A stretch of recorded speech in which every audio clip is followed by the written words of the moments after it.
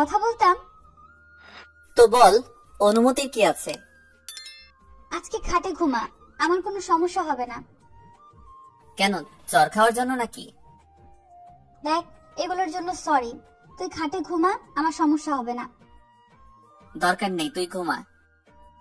এই কথা বলে আমি সোফায় ঘুমিয়ে পড়লাম। তন্নি মন খারাপ করে বিছানায় ঘুমিয়ে পড়ল। পরের দিন তন্নির ডাকে ঘুম ভাঙলো। উঠে ফ্রেশ হয়ে নাস্তা করলাম। রুমে যাওয়ার পর আইমান কল দিল। হ্যালো দোস্ত, কই তোরা? তাড়াতাড়ি আয়, আমরা সবাই ওয়েট করতেছি। দোস্ত, আমি না আসলে হয় না? তন্নিকে পাঠিয়ে দিব। ওকে, তুই আমার বিয়েতেও আসিস না। আচ্ছা, রাগ করিস না, আসছি। এরপর তন্নিকে বললাম রেডি হতে।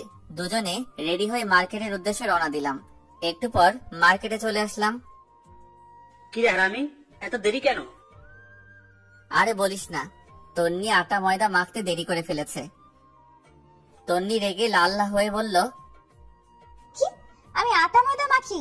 এই হারামি, তুইও তো ঘুম থেকে উঠতে দেরি করিস, এখন আমার দোষ দিতেছিস তাই না? এই, তোদের ঝগড়া বন্ধ কর, দেরি হয়ে যাচ্ছে। ওকে চল, কেনাকাটা শুরু করি। শুরুতে একটা স্বর্ণের দোকানে গেলাম। তন্নি আর ফারিয়া দুজনে আইমানের বউয়ের জন্য গয়না পছন্দ করতেছে। অনেক ঘাটাঘাটির পর অনেকগুলো স্বর্ণের জিনিস নিল। তন্নি একটা নেকলেস নিয়ে বারবার নিজের গলায় জড়িয়ে দেখতে লাগলো। আমি খেয়াল করে দেখেছি, মনে হয় ওর পছন্দ হয়েছে, কিন্তু কিছু বলছে না। আমার দিকে বারবার তাকাচ্ছে। আমি দেখেও না দেখার ভান করে সানির সাথে কথা বলতেছি। একটু পর শাড়ির দোকানে গেলাম। সবার জন্য শাড়ি কিনলো। আইমানের মা, বোন, খালা আরো অনেকের জন্য কেনা হলো। তন্নি একটা নীল শাড়ি নিজের গায়ে জড়িয়ে আমাকে বলল, এই জুয়েল, বল। শাড়িটা খুব সুন্দর তাই না? আমাকে ভালো মানিয়েছে। তো এখন কি করব? না, এমনি বললাম। বাহ, ফকিনি সবকিছু ঠিক করে নিয়েছে। দাম দেওয়ার জন্যই আমাকে এই কথাগুলো বলেছে। আর তন্নিকে শাড়িটাই আসলে অনেক সুন্দর মানিয়েছে। আমি দোকানদারকে বললাম শাড়িটা আলাদা একটা প্যাকেট করে দিতে। তন্নির মুখে এক রাজ্যের হাসি দেখলাম। কিছু না বলে তাড়াতাড়ি ব্যাগটা নিয়ে বসে আছে। আরো অনেক কিছু কেনাকাটা করার পর সবাই বাসার উদ্দেশ্যে রওনা দিলাম। আমরা সানিয়া রাইমানের কাছ থেকে বিদায় নিয়ে একটা রিক্সা নিলাম। একটু পথ যাওয়ার পর রিক্সাওয়ালাকে বললাম, মামা একটু দাঁড়ান। এই, তোর আবার কি হলো? তুই বসে থাক, আমি একটু আসছি। একথা বলে আমি আবার মার্কেটে গেলাম। গিয়ে তন্নির পছন্দ করা নেকলেসটা কিনে নিলাম।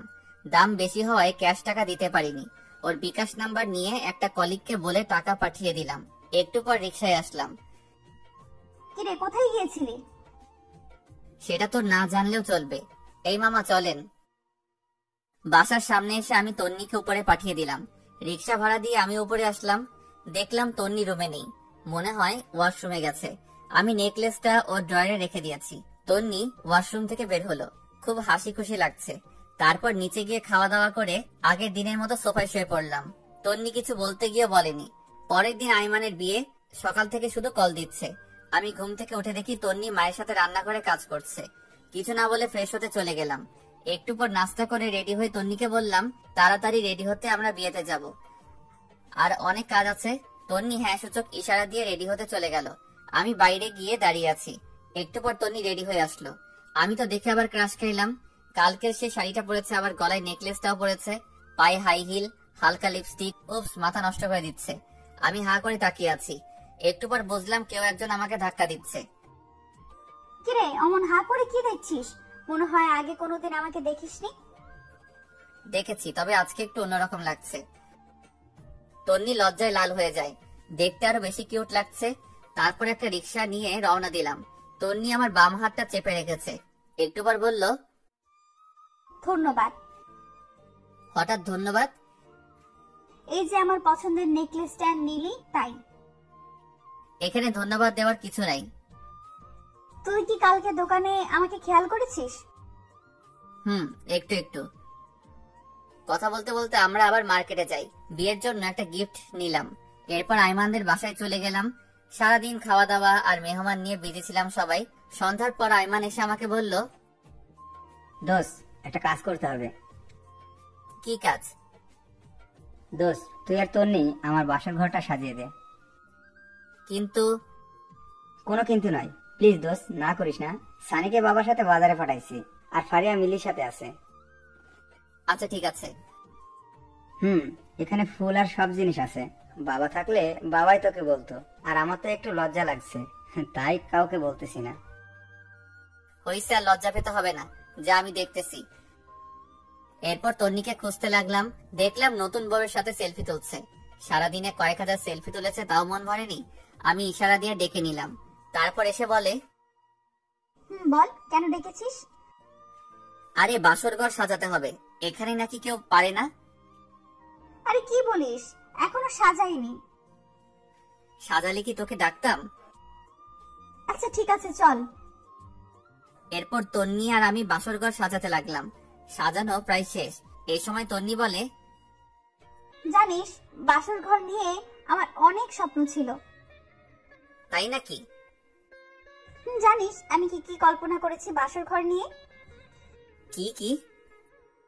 আমার জামাই আসবে, আমি লজ্জায় ঘুমটা দিয়ে রাখবো, সে ঘুমটাটা সরাবে, তারপর তার পা ছুঁয়ে সালাম করব, তারপর সে আমাকে গান শোনাবে, আমি তাকে শোনাবো, কিছুক্ষণ নাচবো, তারপর দুজনে ছাদে গিয়ে চাঁদ দেখবো, সে আমাকে দোলনায় তোলাবে, হঠাৎ করে বৃষ্টি শুরু হবে। তুই পাগল নাকি? চাঁদ উঠলে আবার বৃষ্টি হয় নাকি? তুই চুপ থাক। তারপর আমরা দুজনে অনেক সময় হাত ধরে ভিজবো, তারপর আবার রুমে চলে আসবো, আমি তার বুকে মাথা রেখে ঘুমিয়ে পড়বো। আমি তন্নির কথাগুলো শুনে একটু অভিমানের ভঙ্গিতে দাঁড়িয়ে দাঁড়িয়ে আইমানের বাসর ঘরে গোলাপ ফুল ছিটাচ্ছি। আমার এমন মুখ দেখে তন্নি বলে, কিরে তোর আবার কি হলো? কই কিছু না। মুখটা এমন পেঁচার মতো করে রাখছিস কেন? সবার কপালে কি আর বাসর রাত থাকে? অবাগাতের কপালে তো কিছুই থাকে না। হইছে, আর ঢং করতে হবে না। এই নে, এটা ধর। কি এটাতে? শেরওয়ানি। আমরা এখন বাসায় যাব, আমরাও বাসর ঘর করব। কি? আমি একটা লাল বেনারসি পরবো, তুই 30 মিনিট পর রুমে যাবি। 30 মিনিট কি করবি? এত কথা তোর জানতে হবে না, যেটা বলেছিস সেটা। আচ্ছা ঠিক আছে, কিন্তু এত কিছু তুই কখন করলি? সারপ্রাইজ কি তুই একাই দিতে পারিস? আমি পারি না? আমি আর ফারিয়া মিলে করে এসেছি। এখন যা, একটা গাড়ি ঠিক কর, বাসায় যাব। ওকে। একটা সিএনজি নিয়ে আমি আর তন্নি তাড়াতাড়ি বাসায় গেলাম। আমি শেরওয়ানি পরে রেডি হয়ে আছি। কখন 30 মিনিট হবে ঘড়ির দিকে তাকিয়ে আছি। অবশেষে 30 মিনিট হলো। আমি বাসার ঘরে যাচ্ছি। কেমন যেন লজ্জা লাগছে। সবসময় থাকি, তবু আজকে কেমন যেন লাগছে। দূর, এত শরম দিয়ে লাভ নেই, আগে ভিতরে যাই। আস্তে করে দরজাটা খুলে ভিতরে গেলাম। তন্নি বড় একটা ঘোমটা দিয়ে বসে আছে।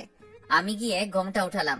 তন্নি খাট থেকে নেমে আমার পা ছুঁয়ে সালাম করলো। আমি বললাম, বেঁচে থাকো মা, স্বামী সংসার নিয়ে অনেক সুখী হও মা। হাই হাই, এটা কি বললাম? মা কেন বললাম? তন্নি একটা গোতা দিয়ে বলে, এই কুত্তা, আমি তোর মা? এই না না, ভুল হয়ে গেছে, আর বলবো না। এই নিয়ে কান ধরলাম। ওকে, এখন একটা গান শোনা। এই আমি তো গান পারি না। কি বললি? আচ্ছা শোনাচ্ছি। ওকে। বন্ধু তুই লোকাল বাস রে, বন্ধু তুই লোকাল বাস, আদর করে ঘরে তোল সখার দইরা নামাস। এই হারামি, এটা কি গান? আরে মমতাজ খালামনির গান। রাখ তোর মমতাজ খালা, ভালো গান গা, নইলে ধাক্কা দিয়ে বাইর করে দিব। এরপর আমি শীতল বাতাসে দেখেছি তোমায়, এই গানটা শোনালাম। তন্নিও একটা রবীন্দ্রসঙ্গীত শোনালো। মেয়েটার গলা বেশ ভালো। এরপর বলল, আয় একটু নাচি। ধুর, আমি নাচ পারি না। হালকা নাচ, যেমন তেরি মেরি গানটাতে হালকা নাচি। আর আমি তো সানি লিওন আর উর্বাশীর গান ছাড়া নাচতে পারি না। মায়ের খাবি কিন্তু। এরপর উড়া ধরা কিছুক্ষণ নাচ দিলাম। আমি তো হাসতে হাসতে শেষ। তন্নি বলল, চল ছাদে যাব। ঠিক আছে চল। এইভাবে না, আমাকে কোলে নিয়ে চল। কি আর করা, ওকে কোলে নিয়ে ছাদে গেলাম। একটু পর বললাম, এই তুই কি খাস? ওরে আল্লাহ, এত ওজন তুই! আর একটু হলে তো মারাই যেতাম। তন্নি কিছু না বলে আমার একটা হাত ধরে হাঁটতে লাগলো। আমারও অসম্ভব ভালো লাগা শুরু হলো। এরপর আমি তন্নিকে কোলে নিয়ে পুরো ছাদ ঘুরলাম। একটু পর শুরু হলো ঝুম বৃষ্টি। তন্নির ইচ্ছাটা উপরওয়ালা পূরণ করে দিল। দুজনে অনেক সময় ভিজলাম। হঠাৎ একটা বাজ পড়ার সাথে সাথে তন্নি আমাকে জড়িয়ে ধরলো।